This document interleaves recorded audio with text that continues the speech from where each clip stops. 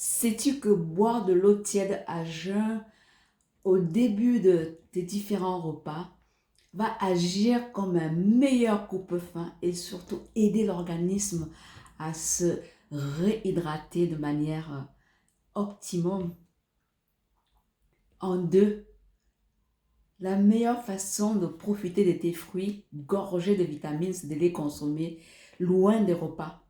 Au début de chaque repas, 20 ou 30 minutes, c'est la meilleure façon de digérer, de mieux digérer tes fruits et d'éviter surtout le ballonnement si tu veux conserver un ventre plat. En 3, au petit-déj, ton plateau va être composé d'une boisson, encore une fois, du thé, une infusion, ton café nature de préférence ou avec une petite cuillerée à café de miel et du vrai miel. Veille à ce que ce soit du vrai miel et pas un miel frelaté. Ensuite, tu vas ajouter un avocat, une portion de chocolat noir à 95%, une portion de fromage, des fruits secs, par exemple, noix, noisettes, amandes. Et voici comme ça un bon petit-déj qui va être bien digeste et juste ce qu'il te faut pour rester bien concentré et avoir l'énergie pour la matinée. À midi, ton assiette devra être composée davantage en grande quantité de légumes, de divers légumes bien colorés à volonté. Ajoute-y simplement une petite portion de féculents, un, un morceau de pain complet ou un morceau de, de manioc ou un morceau de patate douce, l'idéal, un morceau de pomme de terre, pourquoi pas. Évite les frites si tu peux, le mieux tant que possible. Igname, manioc, macabo, mais toujours une petite portion. Grosse quantité de légumes à volonté, crus, tu peux mélanger cru et cuit, pas trop cuit pour conserver tous les nutriments. On va boire ensuite entre les repas. On ne boit pas pendant le repas, on boit entre les repas. Le soir, toujours conserver ton assiette de légumes à volonté crus, un peu de crudité et un peu de légumes cuits, du chou, enfin tous les légumes à volonté en grosse quantité. Et maintenant, tu vas remplacer le féculent par une protéine, une petite portion de protéines végétales ou animales. Il ne s'agit pas simplement de manger, de se nourrir. Pour observer et tirer le bénéfice de nos aliments, il faut également veiller à mieux les combiner entre eux. La façon de combiner ces aliments va être déterminante pour en retirer le meilleur, les bénéfices de tes aliments. Éviter des digestions qui vont s'éterniser et fatiguer ton corps. Et pendant ce temps-là, ton corps, ton organisme va être privé des nutriments dont il a besoin. Et également éviter le côté où tu es mal, tu es ballonné, tu somnoles, tu n'es pas concentré, tu n'es pas éveillé, tu n'es pas alerte, tu manques de dynamisme et de tonus. Raison pour laquelle il faut absolument observer comment tu combines tes aliments entre eux dans ta quête de l'alimentation, d'un rééquilibrage alimentaire et de consommer tes aliments de manière saine. Utilise ces astuces, ces conseils, ces précieux conseils qui m'ont aidé et j'espère vont toi aussi t'aider.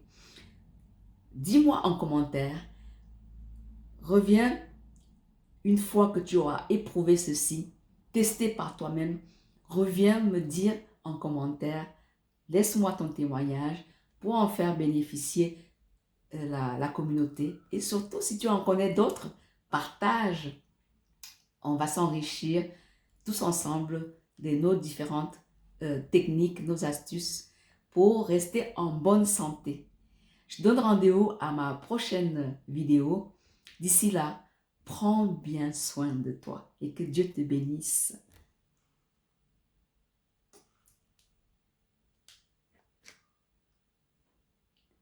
Je vais maintenant te partager le fait que il y a très longtemps de cela, fort heureusement pour moi aujourd'hui, je peux te partager ceci parce que c'est devenu pour moi comme une anecdote, tellement le souvenir est lointain, lointain. Il y a de cela quelques années, j'étais addict au goût sucré. J'adorais tout ce qui était sucré. Et si toi aussi, tu passes par cette difficulté, car il est vrai que c'est très difficile de se débarrasser de l'addiction au sucre. Et surtout, le sucre raffiné.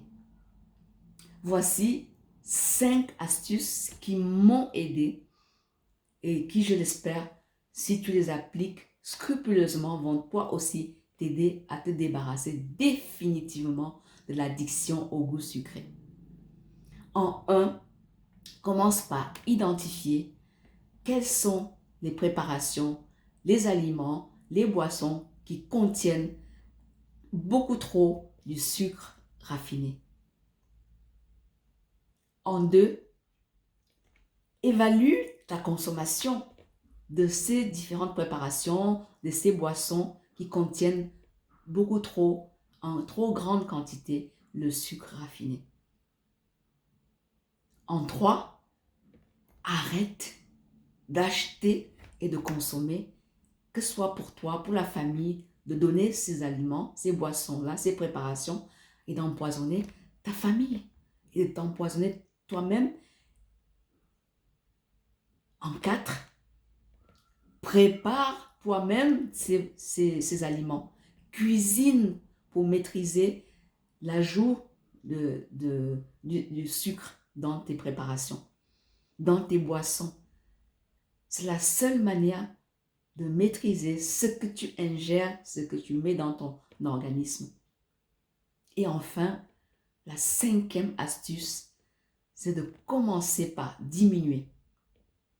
Moi, j'y suis allée par étapes pour ne pas trop me brusquer et être frustrée. Avant, je mettais 5 morceaux de sucre, par exemple, dans une boisson ou une préparation. J'ai commencé par diminuer. 4, 3, 2, 1 et puis 0. Plus rien.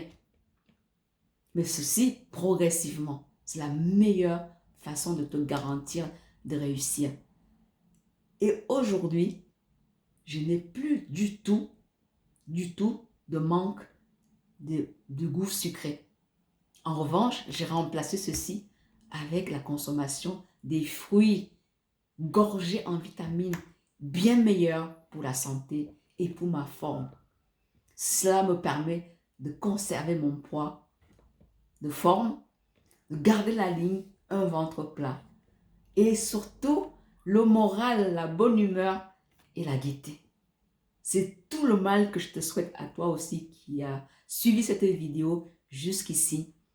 Prends bien soin de toi, partage et laisse-moi en commentaire si tu as toi aussi des astuces et si tu as besoin que je t'accompagne pour réussir à te déshabituer, à te débarrasser définitivement de l'addiction au goût sucré. D'ici là, rendez-vous à ma prochaine vidéo. Prends bien soin de toi et que Dieu te bénisse abondamment. Je t'aime de tout mon cœur.